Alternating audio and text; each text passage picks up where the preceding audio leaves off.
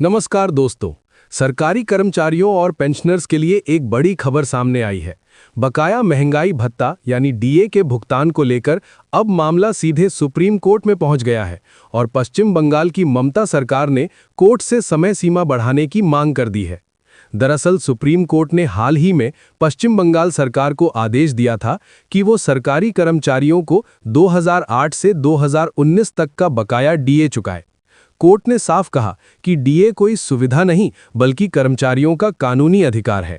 इतना ही नहीं, supreme court ने राज्य सरकार को निर्देश दिया था कि कम से कम 25% बकाया डीए तुरंत जारी किया जाए और इसके लिए एक तय समय सीमा भी दी गई थी। लेकिन अब इस आदेश को लेकर नया मोड़ आ गया है। क्या है नया विवाद? पश्चिम बंगाल सरकार ने सुप्रीम कोर्ट में एक नई याचिका दाखिल की है जिसमें कहा गया है कि राज्य की वित्तीय स्थिति अभी इतनी मजबूत नहीं है कि वो इतनी बड़ी राशि तुरंत कर्मचारियों को दे सके। रिपोर्ट्स के मुताबिक कर्मचारियों का कुल बकाया डीए लगभग 41,000 करोड़ रुपए से ज्यादा बताया जा रहा है। ऐसे में केवल 25% राशि ही करीब 10,000 करोड़ रुपए से अधिक बैठती है। इसी वजह से ममता बनर्जी सरकार ने सुप्रीम कोर्ट से अनुरोध किया है कि डीए भुगतान की समय सीमा को आगे बढ़ाया जाए ताकि सरकार इस राशि की व्यवस्था कर सके। सरकार का तर्क क्या है? राज्य सरकार का कहना है कि अभी राज्य पर भारी वित्तीय दबाव है। बजट में इस भुगतान के लिए पर्याप्त प्रावधान नहीं हो पाया। पुराने रिकॉर्ड को डिजिटल करने और कर्मचारियों के डेटा को एकत्र करने में भी समय लग रहा है। बताया जा रहा है कि करीब 3 लाख से ज्यादा कर्मचारी और पेंशनर्स इस डीए एरियर से प्रभावित है, जिनका रिकॉर्ड कई सालों तक मैनुअल सर्विस बुक में रखा गया था।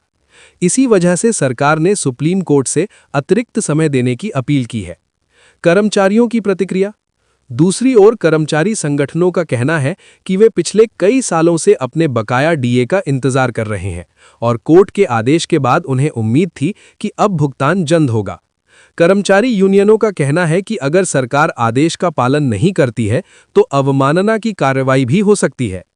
आगे क्या होगा? अब सबकी नज़र सुप्रीम कोर्ट की अगली सुनवाई पर है।